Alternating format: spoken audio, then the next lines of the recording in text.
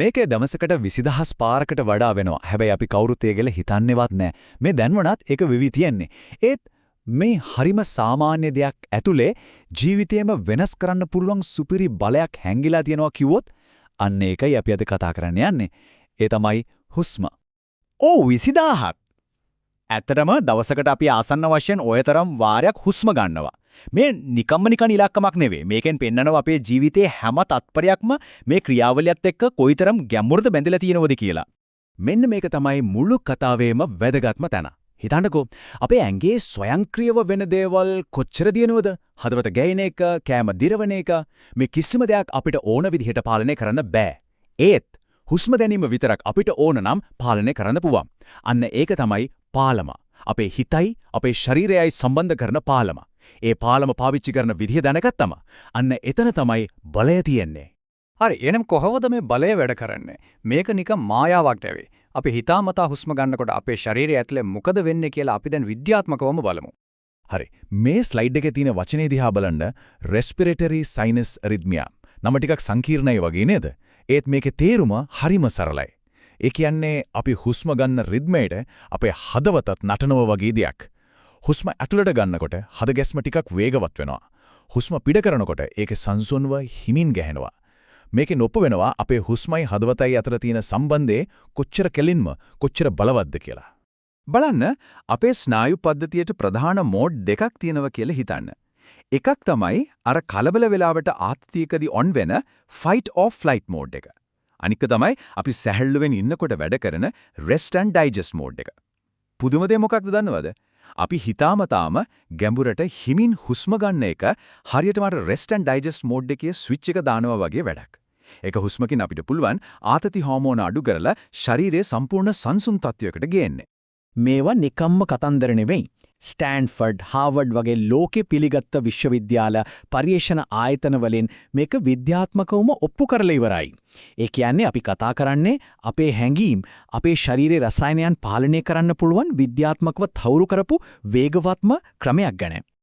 හරි. විද්‍යාව එහෙමනම් දැන් බලමු මේක ප්‍රායෝගිකව කරන්න කොහොමද කියලා. මෙන්න ඕනම කෙනෙක්ට ඕනම වෙලාවක පාවිච්චි කරන්න පුරුවන් හරියට ටූල් කිට් එකක් වගේ. හරිම ප්‍රබල හුස්ම ගැනීමේ ක්‍රම 4ක්. පළවෙනි එක box breathing. හරියට කොටුවක් වගේ පැති 4යි. තත්පර 4ක් හුස්ම ගන්නවා, 4ක් නවත්තනවා, 4න් පිට කරනවා, ආයෙත් 4ක් නවත්තනවා. මේක නිකම්ම ක්‍රමයක් නෙවෙයි. ඇමරිකානු Navy SEALs වගේ අය අධික පීඩනයක් යටතේ ඉන්නකොට ඔළුව ඇතුලේ දුවල අනවශ්‍ය සිතුවිලි නැති කරගෙන තියුණු අවධානයක් ගන්න මේක පාවිච්චි කරනවා. මේකෙන් ශරීරයේ කාබන් ඩයොක්සයිඩ් මට්ටම නියමිතම බැලන්ස් වෙනවා. දෙවෙනි ක්‍රමය 4-7-8යි. මේකට කියන්නේම ස්වභාවික නිදිපැත්ත කියලායි. නාසයෙන් තප්පර 4ක් අරගෙන 7ක් ඇතුලේ තියාගෙන ඊට පස්සේ තප්පර 8ක් පුරා බොහොම සෙමින් කටින් හුස්ම පිට කරනවා. මෙතන රහස තියෙන්නේ අර දිගු හුස්ම පිට කිරීමේ. ඒකෙන් අපේ සංසුන් වෙන ස්නායු පද්ධතියට උපරිම සිග්නල් එකක් යනවා. හරි දැන් ඔක්කොම හොඳයි රිලැක්ස් වෙන්න කියලා. නිින්ද යන අමාරු අයට මේක පුදුම සහනයක්. තුන්වෙනි එක ෆිසියොලොජිකල් සයි නැත්නම් කායික සුසුම් හෙලීම. මේ තමයි ක්ෂණික විසඳුම. එකපාරටම ආතතියක් පීඩනයක් දැනුණ ගමන් කරන්න පුළුවන් වේගවත්ම දේ. නාසයෙන් වේගවත් කෙටි හුස්මක් ගන්නවා. ඒක පිට නොකර තව පොඩි හුස්මක් කරන් පෙනහළු උපරිමයටම පුරවනවා.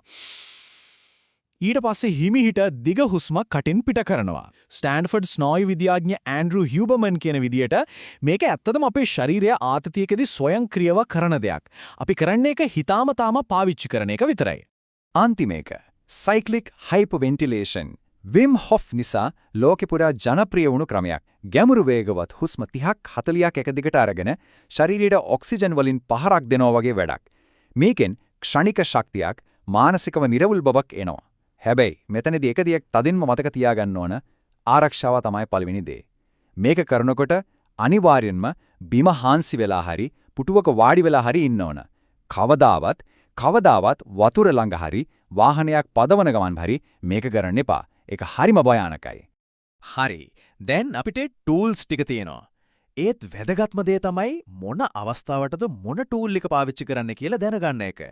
අපි දැන් බලමු මේ ක්‍රම අපේ දෛනික ජීවිතයට ගලප ගන්න කොහොමද කියලා. මේක හරියට චීට් ෂීට් එකක් වගේ. බලන්නකෝ උදේට නැගිට ගමන් දවස පටන් ගන්න හොඳ අවධානයක් ඕන නම් බොක්ස් බ්‍රීතිං විනාඩි 3ක් විතර. වැදගත් මීටින් එකකට කලින් පොඩි කලබල ගතියක් එනවා නම් තප්පර කීපකින් ෆිසියොලොජිකල් සයි එකක් දෙකක් පාවිච්චි කරන්න. ජිම් යන්න කලින් ශක්තිය බූස්ට් කරගන්න සයික්ලික් හයිපර්වෙන්ටිලේෂන්. රැට ඔළුවේ සිතුවිලි ගොඩක් එක නිින්ද යන්න අමාරු නම් 478 ක්‍රමය. මෙතනදී වැදගත්ම දේ තමයි දවසකට එකපාරක් ලෝකුවට කරනවට වඩා දිනපතා පොඩ පුරුදු වෙන එක. ඒ අඛණ්ඩ බව තමයි ඇත්තම වෙනස ඇති කරන්නේ. මේක තේරුම් ගන්න. හිතාමත හුස්ම ගැනීම කියන්නේ නිකම්ම ට්‍රික් එකක් විතරක් නෙවෙයි. මේක ඊට වඩා ගොඩක් ගැඹුරු දෙයක්. මේක පුරාණ ප්‍රඥාවයි නූතන විද්‍යාවයි එකට එකතු වුණු හැමෝම දැනගත යුතු මූලික ජීවන කුසලතාවක්. බලන්න යෝගවල තියෙන ප්‍රාණායාම ටිබෙට් බුදුදහමේන තුම්මෝ මේ වගේ පුරාණ සම්ප්‍රදායන් අවුරුදු දහස් ගාණක් තිස්සේ දැනගෙන හිටපු දෙයක් තමයි නූතන ස්නායු විද්‍යාව දැන් අපිට තහවුරු කරලා දෙන්නේ. ඒ තමයි කෙනෙක් හුස්ම ගන්න විදිහ, ඒ කෙනාගේ හිතන විදිහයි, දැනෙන විදිහයි තීරණය කරනවා කියන එක. මේක ටිකක් හිතන්න අපේ කායික මානසික තත්ත්වය පාලනය කරන්න පුළුවන් ලෝකේ තියෙන බලවත්ම මෙවලමක් හැම තිස්සෙම අපි ළඟ තියෙනවා. ඒකට සතයක්වත් වියදම් වෙන්නේ නැහැ. කිසිම උපකරණයක් ඕන නැහැ. ඒක හැම වෙලේම පාවිච්චියට සූදානම්. ඉතින් මේ හැමදේම අහලා මොකක්ද කරන්න පුරුවන් කියලා හිතනවනම් මෙන්න හරිම සරල දෙයක්. අද රෑ ඇඳට ගියාම නිින්දට යන්න කලින් 478 හුස්ම ගැලීමේ ක්‍රමය වාර කීපයක් උත්සාහ කරලා බලන්න. ඒකෙන් දැනෙන වෙනස අත්දැකීමෙන්ම තේරුම් ගන්න. ඉතින් ඊළඟ වතාවේ ආතතියක් නොසන්සුන්කමක් නැත්නම් මහන්සියක් දැනුණාම ෆෝන් එක අතර ගන්න කලින් නැත්නම් තව කෝපි එකක් හදාගන්න කලින් මොහොතක් නවතින්න. නතර වෙලා මේ ප්‍රශ්නය අහන්න. හිතාමතා ගන්න එකම එක ගැඹුරු හුස්මකින් මට මේ මොහොතේ මොනවද වෙනස් කරන්න පුළුවන්?